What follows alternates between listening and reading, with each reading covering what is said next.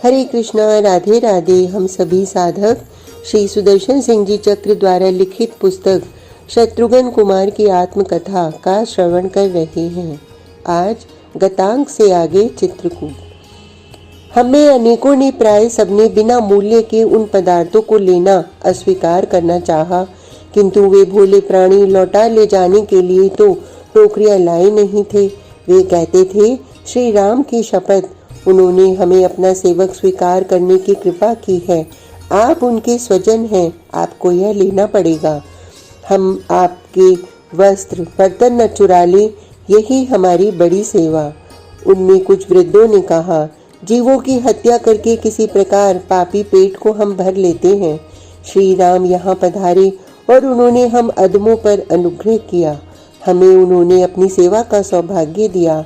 उनके स्वजन होकर आप लोग हमें इतनी सेवा भी न करने देंगे, यह कैसे हो सकता है। हमारी स्वीकृति का उनके सम्मुख महत्व ही कहाँ था। वे कुछ क्षण कुतूहल पूर्वक हमको हमारे शिविर को देखते रहे और फिर टोकरियां छोड़कर वन में भाग गए। वैसे उनके बालक जब तक हम रहे प्राय हमारे शिविरों के समीप ही कौतूहलवश एकत्र रहे। गज, रथ एवं अन्य उपकरण उनके लिए अद्भुत दर्शनीय थे। वन्य मनुष्यों की बात नहीं, कपि, मृग, रिक्ष आदि पशु केहरी तक हमने देखा। गृह पशु के समान सरल, क्रूरता रहित हो रहे हैं और वहाँ वे भी चाहते हैं कि अपनी चेष्टा एवं उद्योग से हमारी प्रसन्नता संपादन करें। त्रिभुवन के नाथ जहाँ विराजमान हो, सचराचर प्रकृति उनकी सेवा में संलग्न दिखे, यह स्वाभाविक ही था। श्री रघुनाथ की पर्णकुटी के सम्मुख वट वृक्ष के नीचे प्रशस्त वेदिका पर अल्प विश्राम एवं फलाहार के अनंतर अवध से आया समाज एकत्र हुआ। कुल गुरु ही हमारे परमाश्रय हैं। उन करुण धाम ने एक प्रकार से हमारी प्रार्थना स्वयं कह सुनाई। उन्होंने स्पष्ट कह दिया, भरत का अनुपम प्रेम सर्वोपरि है, उसका सम्मान अवश्य होना चाहिए। इससे अधिक कुलगुरु और क्या कहते।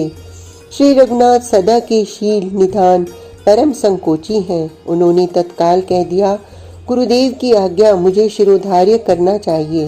भरत मेरे प्राणों के समान हैं। वे कहें, उनका आग्रह मान लेने में ही मुझे भी सर्वथा हित दिखता है। आर्य भरत क्या कहें।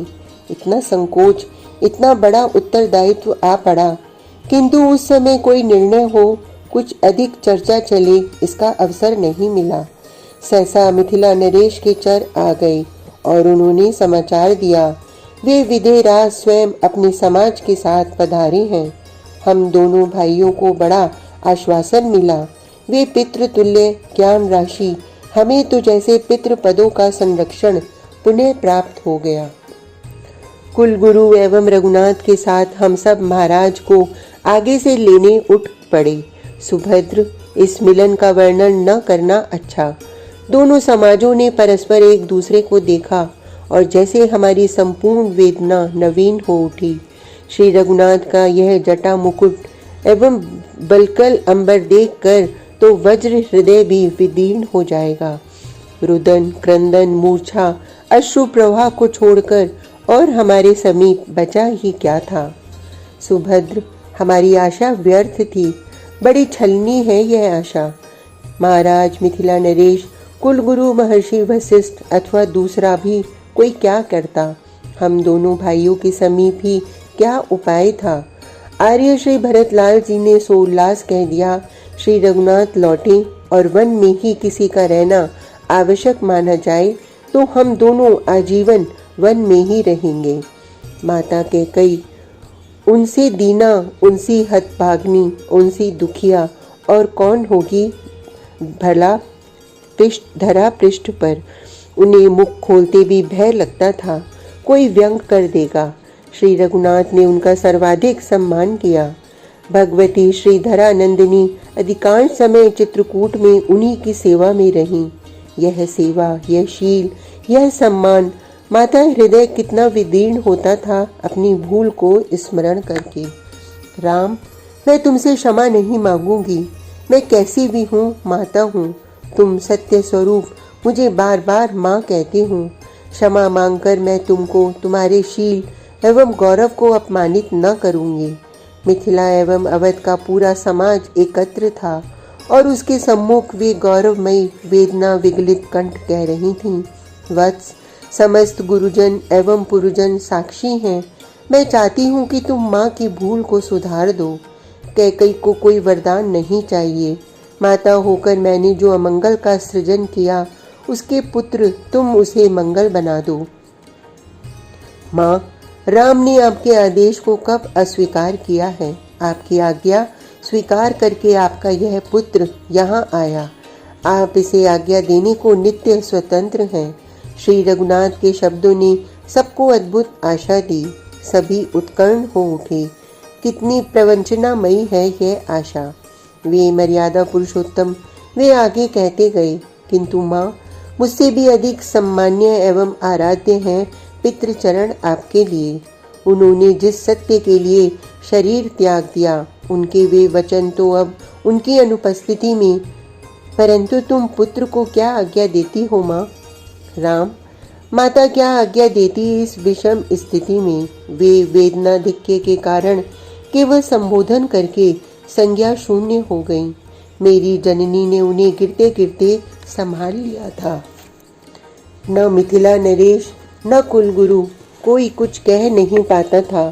किस मुख से कोई कहे कि जिन वचनों की रक्षा के लिए पितृचरण ने प्राण त्याग कर दिया, उन्हीं वचनों की उपेक्षा करके उनके परम प्रिय कुमार लौट चले। पिता के वरदान की मर्यादा मिटनी नहीं चाहिए। उसे मिटाते अत्यंत संकोच होता है, किंतु वे दयाधाम प्रणत वत्सल संकोच सिंधु बार बार कहते थे, भरत मेरे प्राण प्रिय हैं। ऐसा कुछ भी नहीं जो भरत के लिए मैं न कर सकूं। भरत कहें वह मैं करूंगा। आर्य भरतलाल जी ही क्या कहें, जिन्हें हम अपना सर्वस्व, अपना आराध्य मानते हैं, जिनके श्री चरणों में हमने अपना सर्वस्व त्याग दिया। वे अपनी इच्छा, अपनी मर्यादा, अपना गौरव छोड़ दें। वे अत्यंत संकोच उठाकर भी हमारी इच्छा पूर्ति करें, ऐसा आग्रह करने वाले सेवक को धिक्कार। प्रभु ने मेरा स्नेह रखा। मेरी सब भूले गुण बन गई स्वामी के अपार वात्सल्य में। मुझे जो अनुग्रह प्राप्त हुआ, मैं पूर्ण हो गया। आर्य श्री भरतलाल जी ने गदगद स्वर में कहा, अब तो आप प्रसन्नचित्त से आज्ञा दें। जिसमें स्वामी को संकोच न हो, ऐसा आदेश करें। यह जन उस आदेश को अपना सौभाग्य मानकर उस पर आरूढ़ होवे। तात भरत, तुम्हारे अत्यंत सुकुमार भाव भरे हृदय को जानकर भी तुम पर जो निष्ठुर भाव रख रहा है, परिस्थिति की विवशता है वह। अत्यंत गंभीर स्वर था वह श्री रघुनाथ का। तुम पूरे समाज के साथ अवध लौटो। जो अवधि निश्चित है, उतने दिन तुम प्रजा का पालन करो और मैं वन में ऋषि मुनियों के सानिध्य का लाभ उठाऊं। हम दोनों इस प्रकार पितृ चरणों की इच्छा सफल करें। किंतु नाथ, अवधि के एक दिन भी अधिक नहीं।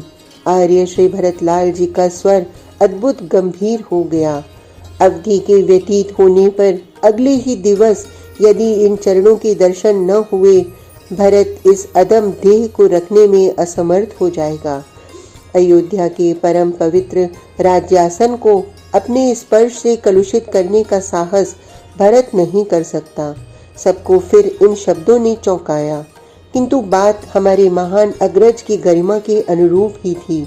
स्वामी कहीं प्रवास करते हैं तो सेवक प्रतिनिधि होकर उनके राज्य का कार्य संपन्न करते ही हैं।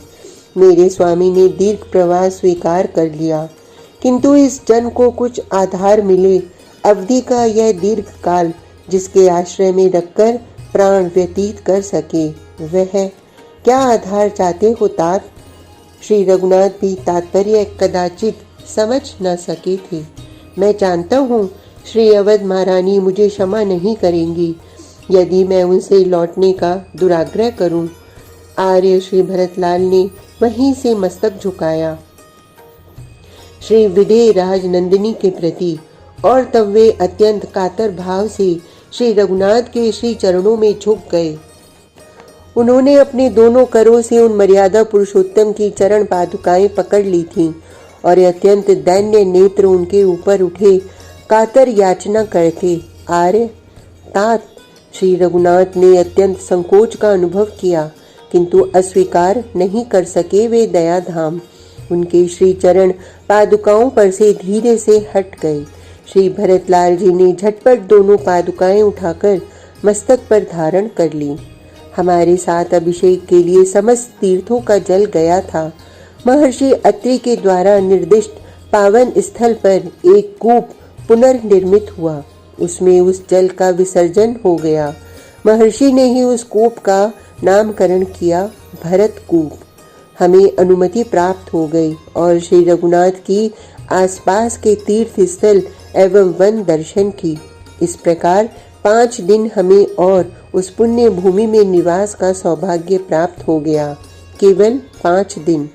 और फिर आज का प्रसंग इतना ही। कल तक के लिए हरे कृष्णा, राधे राधे।